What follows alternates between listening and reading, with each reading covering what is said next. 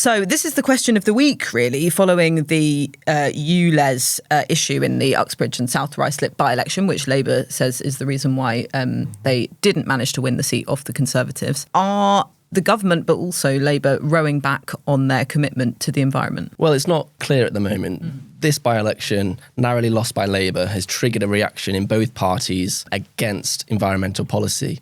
Whether it's just that their messaging's changed or their policy's changed. I mean, I think it's mostly the messaging. I spoke to one shadow cabinet minister this week and they said, of course, it's not going to change our policy. First of all, becoming net zero by 2050 is legally binding and no one's proposed to change that. And that applies to both parties, but it might change Labour's framing. This is not new. We've seen this over the past 6 months or so. Ed Miliband, especially Keir Starmer and Rachel Reeves, have tried to sell their environmental policy, their green prosperity plan in terms of jobs, economic security, higher wages, preventing unemployment, these sorts of things. No one talks about green politics anymore.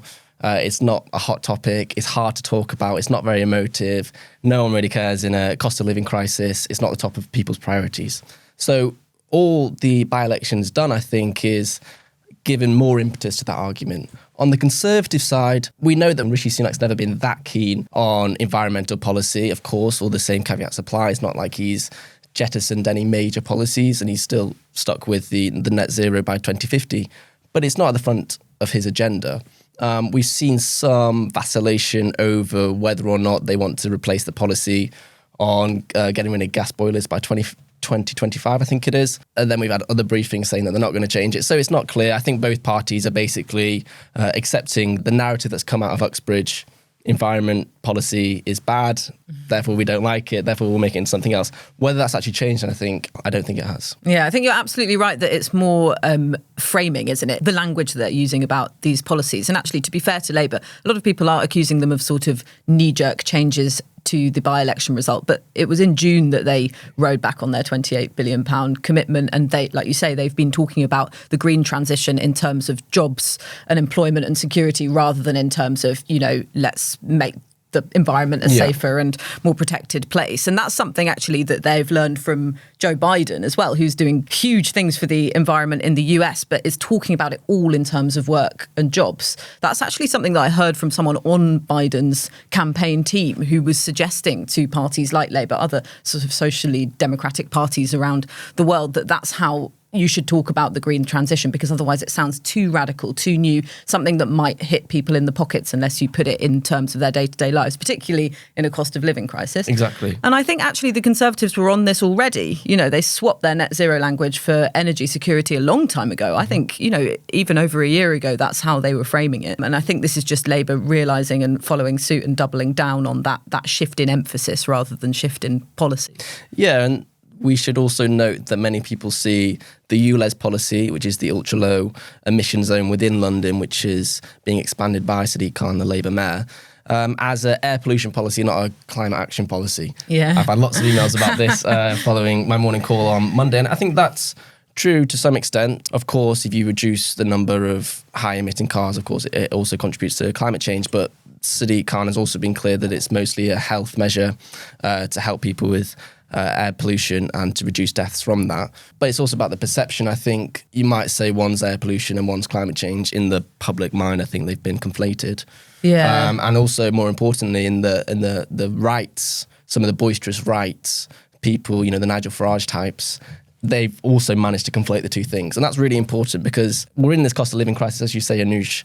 There's lots of frustration around the country, and we've seen the power of Nigel Farage as a campaign in the past 4 weeks over the fact that Coots closed one of his bank accounts and the CEO of NatWest, who owns Coots, has now resigned. He is looking for a new Goliath to slingshot, I think, and he's been exploring various options since we left the EU. He's been a major critic of the CCP, the Chinese Communist Party. He's gone for green policies, including ULEZ. Well, he wanted a LTNs. referendum on net zero for a while. They still do. He? And there's also some Tory MPs who've called for that as well. So there is this fringe within the right who have been quite stringent on this point for a very long time. My worry is that if Labour and the Conservatives, but more Labour, if they cede the argument that we need to introduce these policies for environmental reasons or whatever, but if they cede the argument that it's not as important compared to other things, then it it creates a little vacuum for the right to come in and say, of course, we shouldn't do it. Yes, and that's the thing. People are reading into this by-election result what they want to read into it. So you have that net zero scrutiny group of Tory MPs that you described, the ones who have always been banging the drum against these policies, saying, well, see, look, we told you so. Yeah. And then you have Labour thinking, oh, gosh, we're still far too radical for the voters. We've got to be even more cautious. And actually, there is a danger of overcorrecting. Most of the polling shows that the public is concerned about climate change and thinks that Labour would do a better job on it than the Conservatives and don't see enough coming out of the government to change things. I mean, that polling should be taken with a pinch of salt because obviously when this collides with people's day-to-day lives and how it affects their own finances, then the views, change, which is completely natural. But I do think Labour ought to be a little careful because they have watered down that £28 billion spending commitment. They've equivocated over North Sea oil drilling because of the pressure from the unions. And, they do start to look like there is very little between them and the Conservatives on climate policy. And actually, Boris Johnson, for all of the scandal of his premiership, he was very different from other sort of so-called populist leaders in right-wing parties around the world in that he was very committed to environmental measures. And you had Zach Goldsmith, someone who was close to him, resigning from his position, saying Rishi Sunak just didn't take it seriously enough. Yeah. And so it was something that the UK could legitimately say it was sort of leading on, particularly around the COP time. Getting all of these countries to sign up to the net zero commitment and climate finance for other countries around the world, developing countries. And Labour, has been quite lily-livered on that. And it perhaps is an overcorrection. Yeah, I'm not sure it's necessarily an overcorrection in terms of the policy because it was perhaps unlikely that they were able to deliver the £28 billion a year on green funding within the first year of entering Parliament anyway, and they've kept the commitment to decarbonise the electricity system by 2030. So they said they're going to achieve that. That's the output. Whether the input is what they say it's going to be or not, I think is less important, but I completely agree that they might have overcorrected on the messaging of it, and holding those two things distinct in your mind is always important. But yeah, it is a risk. We're not there, and I think, as you say, Anoosh, nothing's changed that much. And also we have to remember that they did slash the Tory majority in Uxbridge by a lot. So, and it was only the 400 vote for the votes. Greens was higher than the majority that the Conservatives won by, which I suppose is notable. It is notable, yeah. And so we can't overstate how bad this is for Labour. I think people was definitely searching for a narrative to come out of the by-elections to say, oh my God, Labour is not doing as well. And I think also Labour themselves wanted that. Remember, we had the National Policy Forum straight after the by-elections this weekend, and I was speaking to some people who were there on Monday, and they were basically saying, well, it was actually quite good to have lost Uxbridge because we could say to the left parts of the party, look, of course we can't be more radical. We have to be fiscally responsible. We have to come down hard on spending commitments. Otherwise, we're going to lose seats like Uxbridge. Yeah. Okay, well, that's a positive spin on it. I imagine that he would have been in a stronger position going into National Policy Forum if he'd won all three.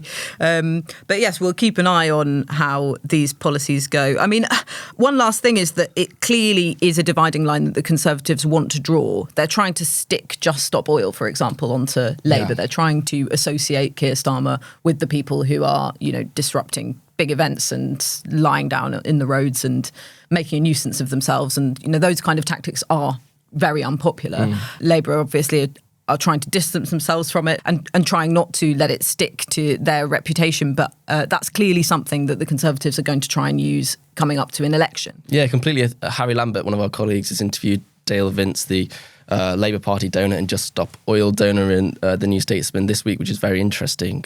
They have tried to do that. Whether that will be successful or not, well, I don't think it's going to be successful because Keir Starmer has been so adamant that he disagrees with what Just Stop Oil have been doing. He calls them arrogant. I think Keir Starmer has developed a tuned sense for public opinion and fear of public scandal in the past year or so, and that's coming to bear. It's coming to bear on the Nigel Farage case. He actually said, I think, yesterday that he feels sorry for Nigel Farage now. So he's not just, I don't mind you calling me a Conservative. He feels sorry for Nigel Farage. But he knows how to avoid annoying the wrong type of people, and I think he's done exactly the same with Just Stop Oil.